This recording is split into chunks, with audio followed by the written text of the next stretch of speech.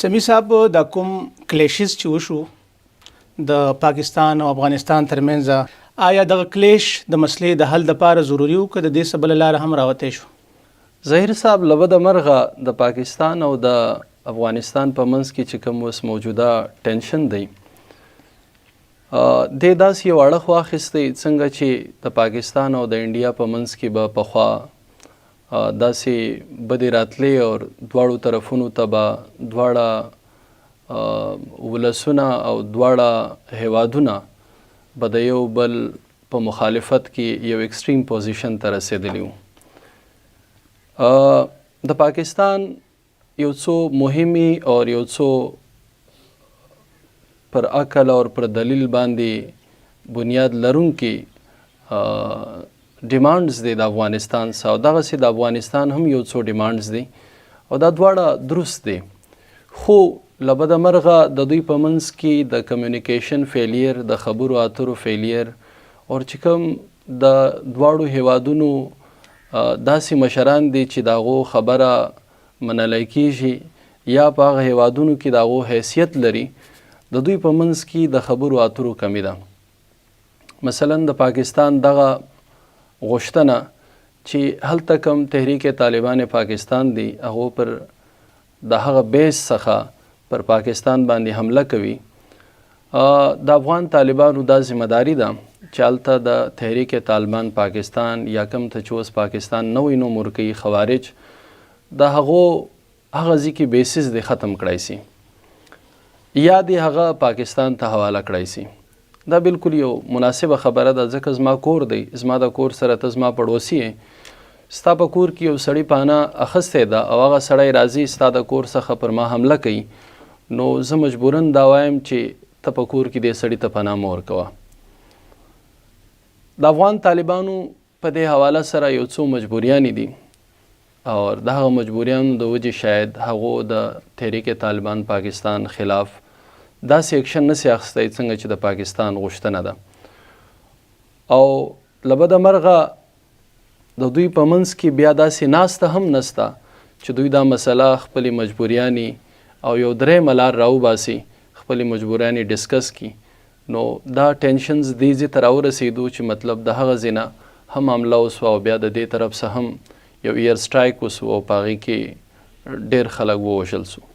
سمی صاحب څنګه چې تاسو په خبرو کې ویلې چې د افغانستان د طالبانو هم مجبورۍ دي، په دې پاکستان هم خبر دی چې ټي ټي پی صرف یو تنظیم نه دی بلکې ټي ټي پی هغه خلک دی چې کوم د افغان طالبانو سره اوږه په اوږه د امریکې خلاف جنګېدل دي. ټي ټي پی دعوه کوي چې د امریکې خلاف په جنگ ګټلو کې زموږ مهم کردار دی او دغه کریډټ اخلي. افغان طالبان هم دغه کریډټ ورکوي. آیا هغه خلک چې په 15 کاله د طالبانو سره اوږه په اوږه جنګېدلي د هغوی مرسته کړل، د هغو خلاف کاروایی کول یا پاکستان ته داسې ورکول، د پاکستان دغه غوښتنه تاسو مناسب ګڼئ؟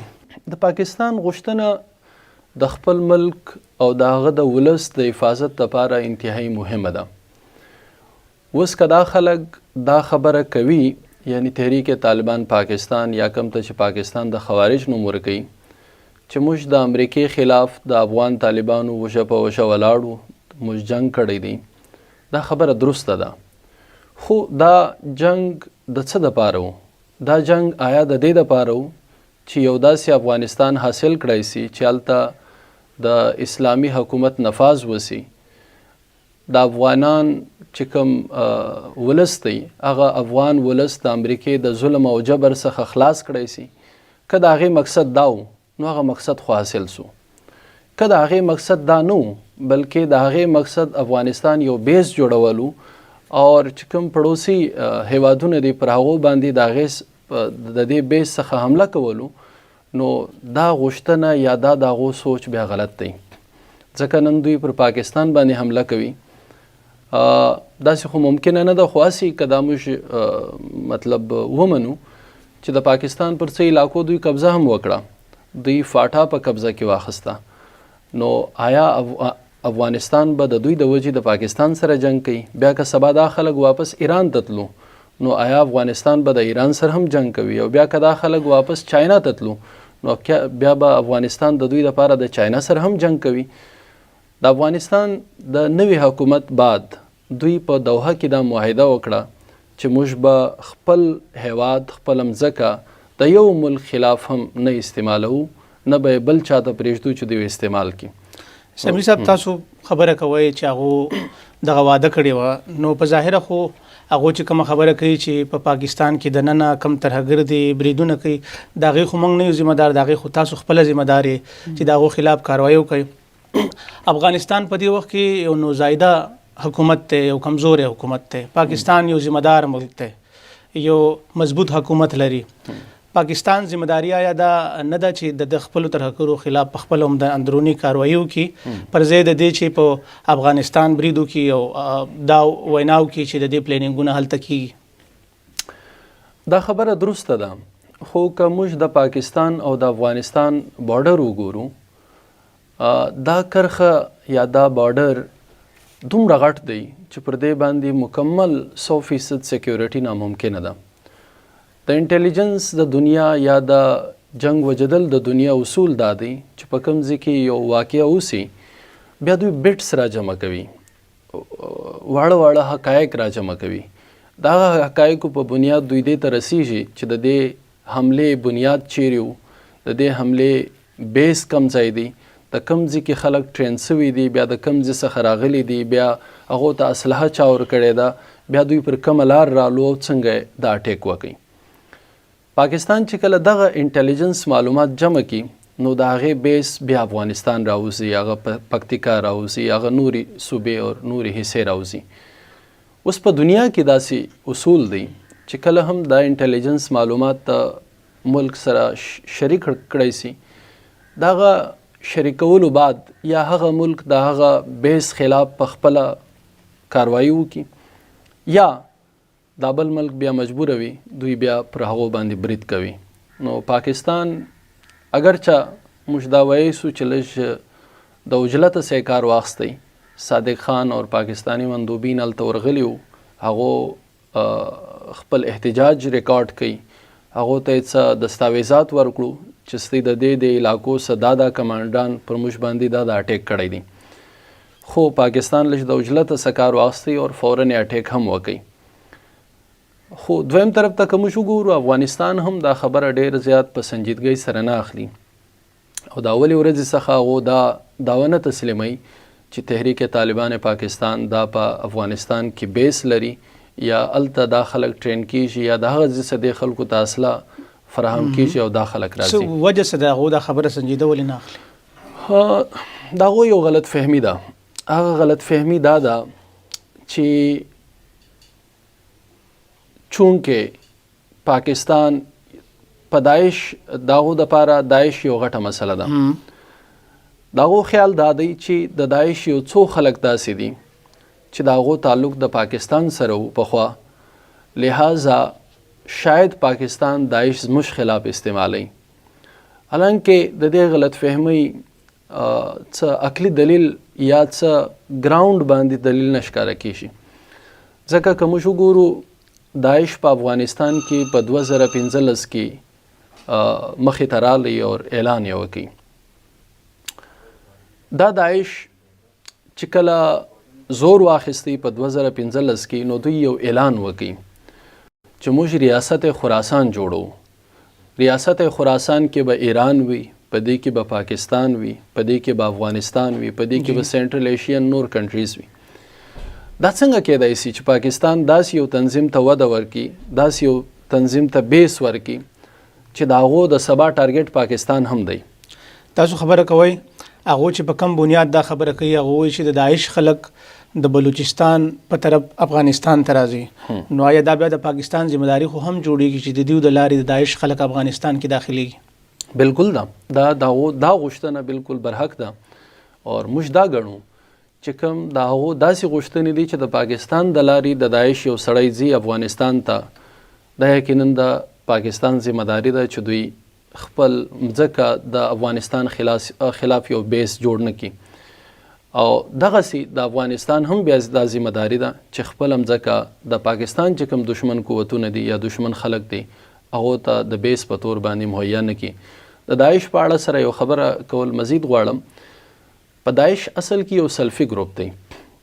په اول کې په 2015 کې د افغانستان مولا عبدالرؤوف د دوی یو ځانګړی کمانډر د طالبانو، دا بیا سلفي سو، ګوانتانامو بې کې بند سو، بیا سلفي سو، بیا واپس را خلاص سو، بیا د کندوز اول گورنر جوړ کړی سو د داعش د طرفه، اور د طالبانو خلاف د شرک اور د بدعت فتاوا ورکړي. اور کم طالبان چې د طالبانو سره خوشاله او د هایر چې کم کمانډرز دي داغو د فیصلو سره خوشاله نو، دغه طالبانو هم داعش جوائن کړي.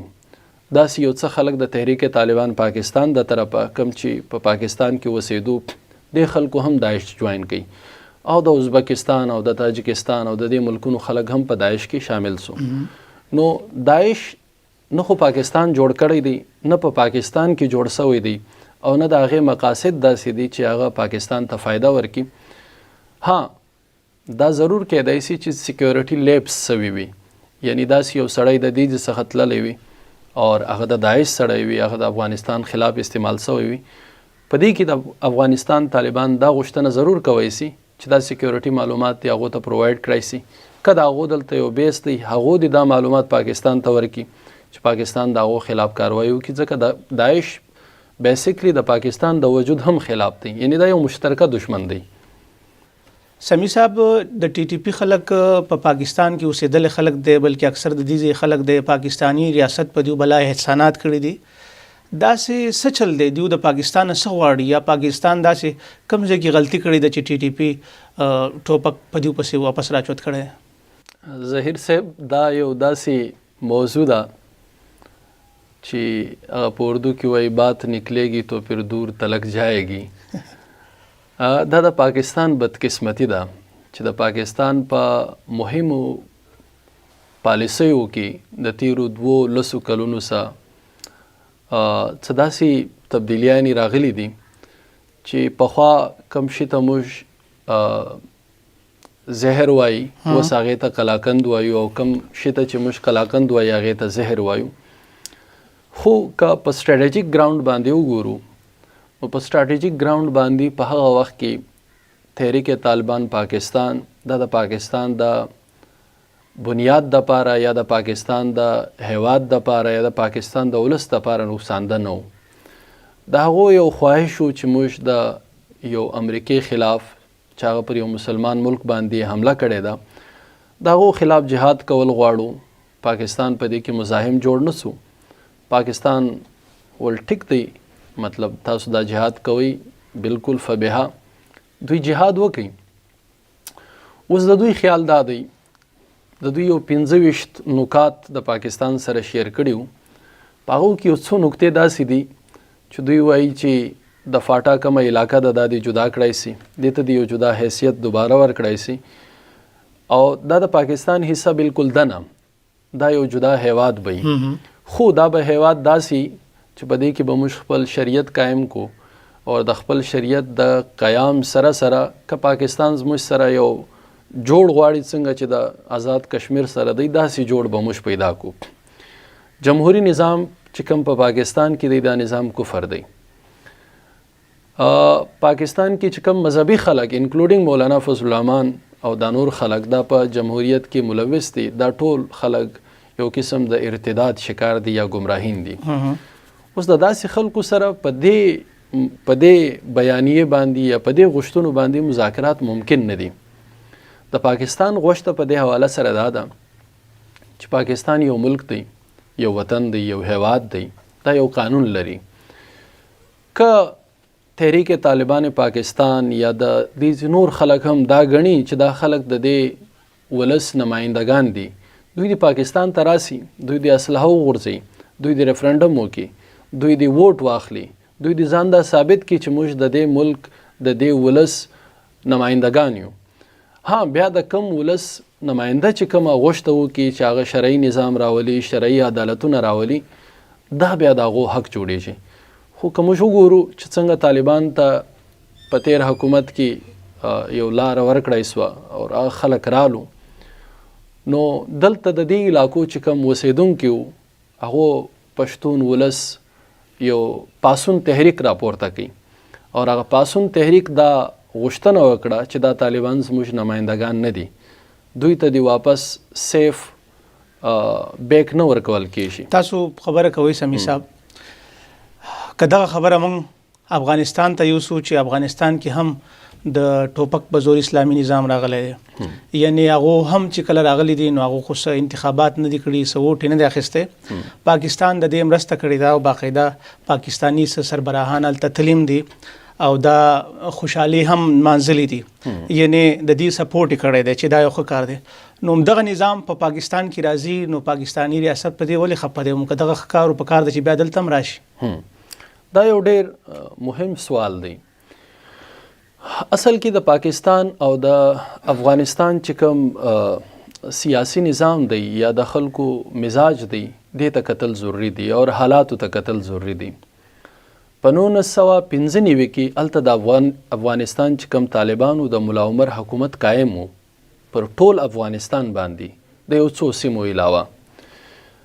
په 2001 کې هغه جوړ حکومت چې کوم 6 کاله حکومت کړی وي، هغه حکومت خراب کړی سو او یو بیرونی طاقت رالی، امریکا د لیرې څخه بل بر اعظم څخه راله او پر دوی حمله وکړه. اوس د پاکستان سره دوه چوایس وو، یا هغه خلک سپورټ کول کوم چې د افغانستان حقیقي نمایندګانو، یعنی دغه حکومت جوړ حکومت امریکای خراب کړي، هغه سپورټ کولو، یا هغه کټپوتلیانی سپورټ کولو کوم چې د هغه بعد امریکای په خپل جوړ کړو، اګه د هر چا په شکل کې. نو یقینا کله چې یو دشمن ملک پر بل ملک باندې حمله وکړي او بیا د هغه بعد په خپل خوښه باندې یو نوې ګورنمنت جوړ کړي، دا د خلکو نماینده نه دی. او موږ ولیدله چې څنګه افغانستان سره امریکا په 2019 کې د وتلو اعلان وکړي، ووتله، موږ وکتل چې فوراً تمام خلک تسلیم کړو.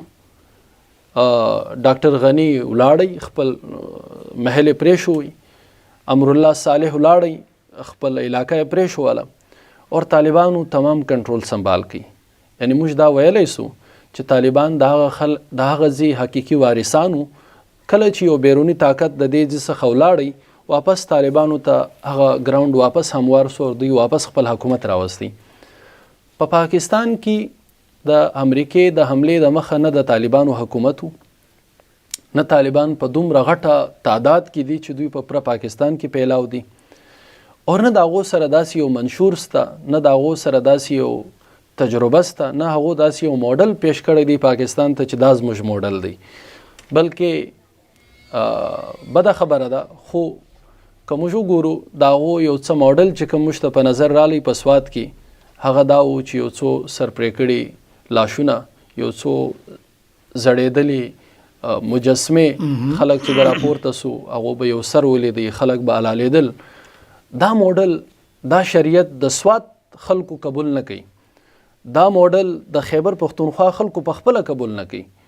نو دا موډل به پاکستان په پوره ملک کې څنګه قبول کړي؟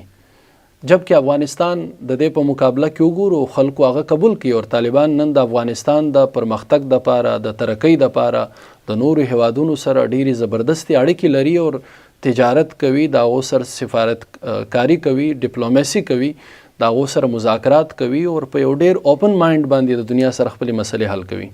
نو د پاکستان او د افغانستان په دې منځ کې موازنه کول بالکل ممکن نه ده. سمی صاحب، د افغانستان او د پاکستان مسلې د پاکستان د ازادۍ سره شروع شوي دي او را روانې دي. په دې مسلو کې څه بنیادی مسایل دي چې هغه بارها په ریپیټ کیږي، بیا بیا ویل کیږي. لکه هغه ورځې د افغانستان یو وزیر ووی چې دا د پاکستان او د افغانستان په منځ کې چې کوم کرښه ده، دا فرضي کرښه ده، ډیورنډ لاین طرف ته اشاره ده چې دا فرضي کرښه ده، او دغه د ډیورنډ لاین دا مسله پکې بار بار راځي. نو دا ډیورنډ لاین څه قانوني حیثیت لري او دا ډیورنډ لاین به وړاندې پر روان وخت کې افغانستان چې کله په خپلو خپو ودرېږي آیا دی به بیا دا مطالبه کوي، دا څه حیثیت لري؟ تاسو څه نظر لرئ د ډیورنډ لاین څه مسله ده؟ ظهیر صاحب، دا یو بعضې نارې داسې په هر قوم کې چې هغه د نارې وهونکي ته هم معلوموي چې دا کله سر ته نسي رسېدی. خو دا یو داسې نارې وي چې په دې باندې د قوم یو ځای کېدل اور په دې باندې یو داسې فورس پورته کېدل چې سبا کېدای سي دوی په وطن ننګ وکړي په دې ناره باندې. دا نارې په هر ملک کې موجود دي او خلک یې وهي. مثلا که په پاکستان کې وګورئ دا خلک وایي چې د انډیا یو څو جوناګړ سو اور حیدرآباد دکن سو یا مشرقي بنگال سو یا دا نور چې کوم ځایونه چې کوم ریډ کلیف په ایوارډ کې زیاتې وکړه دا به موږ واپس اخلو. حالانکه پاکستان ته دا معلومه ده چې دا موږ کله واپس نسو اخیستی. چې کله بنگلادیش د دې څخه جدا سو پاکستان دا غوښتنه کوله چې دا بنگلادیش به موږ واپس بیا حاصلو. حالانکه موږ ته معلومه وه چې دا بنگلادیش واپس نه راځي. د ډیورنډ لاین مسله هم د سیم ده. پاکستان چې کله آزادېدی په دې وخت کې د پاکستان چې کوم بارډرز جوړ سو انټرنیشنل بارډرز په هغې کې دا ډیورنډ لاین هم و.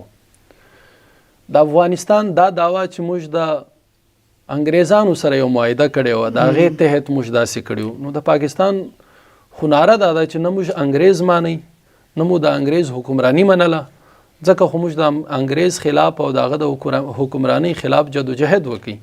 موږ انګریز د دې څخه بېدخله کړي نو د هغه کړي معاهدې خو موږ بالکل نه منو که اگر چې هغه معاهده کړې هم وي.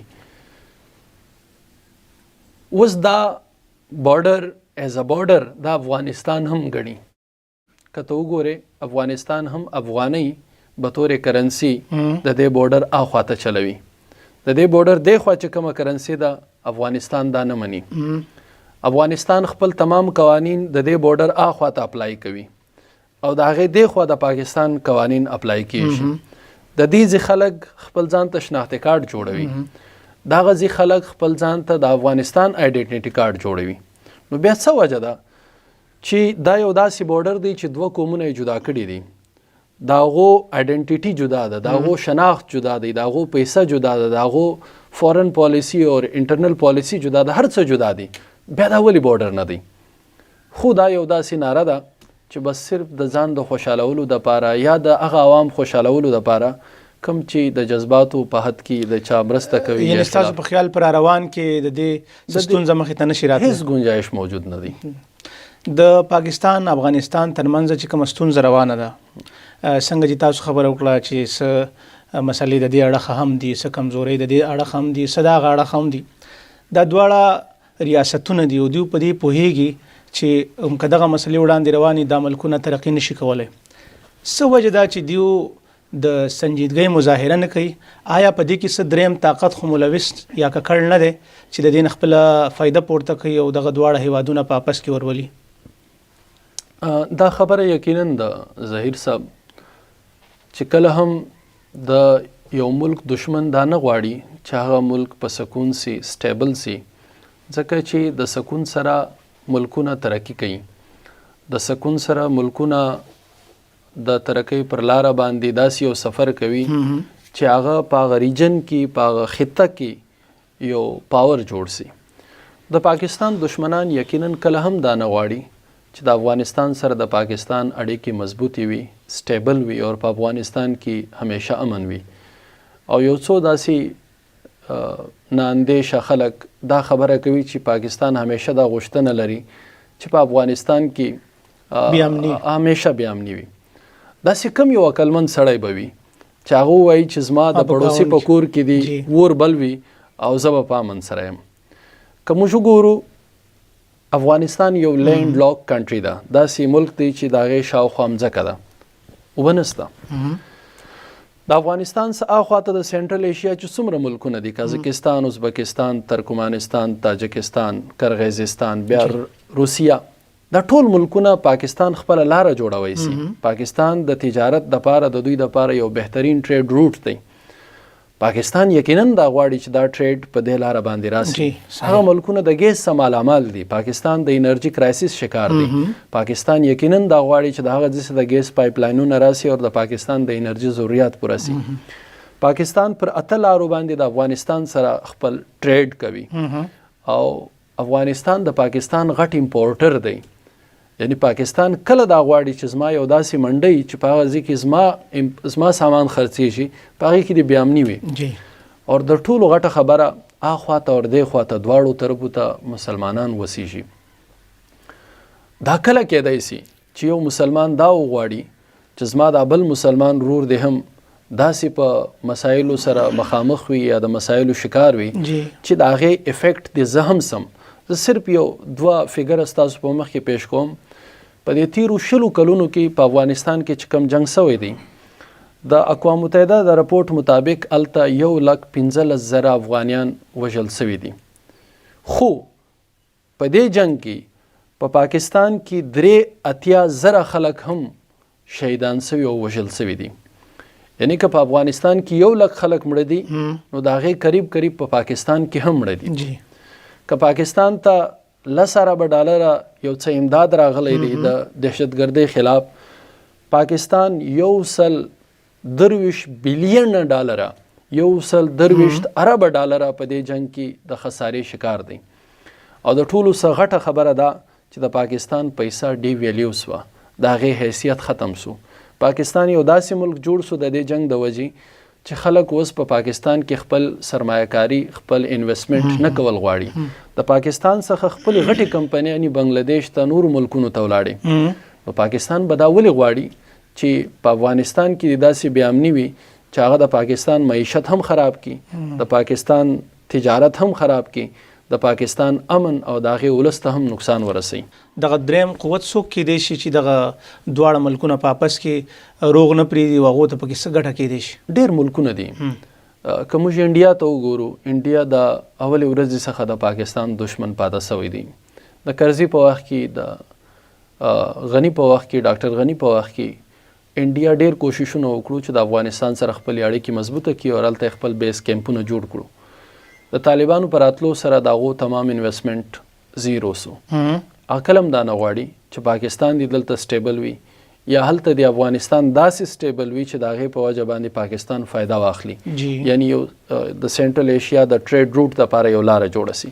دا نه غواړي. امریکې هم لاس کېدای شي په دې کې؟ یقینا امریکې په دې سوچ سره پر افغانستان باندې حمله کړې وه چې دلته یو داسې بې امني وي چې په هغې کې د امریکې یو څو لشکرګاوې، د امریکې یو څو بیسز فار ایور موجود وي چې د دې څخه دی د چین کنټرول کې، د دې څخه دی رشیا باندې روسیه باندې نظر وساتي، پر پاکستان نظر وساتي.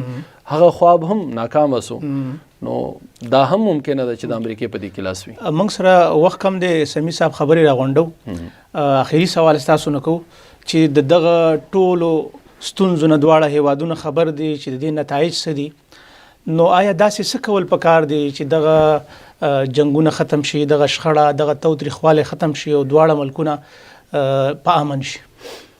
2-3 داسې یو کوششونه دي چې دواړه ملکونه وکړي نو شاید دغه شخړې ختم سي. اول دا چې د پاکستان چې کوم واکداران دي دوی له اوس پکار ده چې دوی افغانستان یو جدا او خودمختار مملکت وګڼي. د پاکستان د خلکو یا د واکدارانو دا غلط فهمی ده چې دا طالبان چونکې موږ د روسیه خلاف، موږ د امریکې خلاف سپورټ کړی دي، لہذا اوس به طور ریاست دوی نه ټریټ کوي بلکې دوی په هغه د ګروپ په شکل کې ټریټ کوي څنګه چې پخوا هغه د جنگ په حالت کې اوس هغه د جنگ د حالت سره وتلی دي. هغه یو خودمختاره ملک دی. موږ له پکار ده چې په عزت سره دا افغانستان واکدارانو ته خپلې غوښتنې کښېږدو او د هغو سره په دلیل باندې خبره وکړو. دغسې د افغانستان دا غلط فهمي چې موږ روسیه خرابه کړه، موږ امریکا تباه کړه، موږ پاکستان هم تباه کوی سو او دلته هم خپل نظام راوستی سو، دا یو خواب و خیال دی. امریکا که تباه سو په هغې کې د پاکستان هم یو څه حصه وه، روس که تباه سو په هغه جنګ کې د پاکستان هم یو څه حصه وه. نو پاکستان او افغانستان داسې نه دی چې څنګه امریکا د دې څخه 14,000 کیلومتره لرې وه یا روسیه د دې څخه لرې وه. نو په پاکستان او افغانستان کې خدای ناخواسته که جنګ وسو نو هغه موږ چې میډ ورته وایو میوچولی ایشورډ ډسټرکشن به راځي او هغه د دواړو ملکونو په مفاد کې نه دی. دویمه خبره دوی له پکار ده چې کوم د واکداران دي دا پر ټیبل باندې کښیني، یو بل ته د ګراوند ریالټیز رښتیا ووایي او د دې رښتیا پر بنیاد باندې خپله چې کوم تعلقات دي دا دوباره سره نو درست کی. او درېمه خبره زموږ او د افغانستان په منځ کې چې کوم د پښتونوالي کوم د مسلمانیت یو ماحول دی یو رشته ده هغه رشته باید چې موږ همیشه یاد ولرو او دا ولس هم یاد ولري. موږ ګورو چې کله هم د افغانستان او د پاکستان په منځ کې داسې یو څه ټینشنز راسي د دواړو طرفو ولس د یو بل خلاف انتهایی ایکسټریم ته ولاړ سي یو بل دشمنان ګڼي. موږ به دا ګڼو چې موږ دواړه مسلمانان یو موږ دواړو طرفو ته یو داسې قوم استوګنه کوي چې هغه یو ژبه وایي د هغوی یو کلچر دی نو د دوی په منځ کې دشمني دا د یو چا په حق کې هم نه ده او دا اسلامی تعلیمات هم مشتدا وایي چې کله هم وین طائفتان من المؤمنین اقتتلوا فاصلحوا بینهم ته د دوی په منځ کې بیا صلح کوي. کله چې هم یو دوه ډلې داسې په جګړه سي نو دې صلح ته سوچ کول دي او داسې یو میوچوال پروګرس طرف ته سوچ کول دي چې په هغې کې د دواړو ملکونو د ولس فایده وي او د مسلمانانو فایده وي. ډیره مننه سمی صاحب د وخت راکولو. کتونکو دا پروګرام هم په دغه ځای پای ته رسي هم د دغه شانې معلوماتي پروګرامونو سره به ستاسې په خدمت کې بیا حاضرېږو. تر هغې اجازه غواړو. د الله په امان.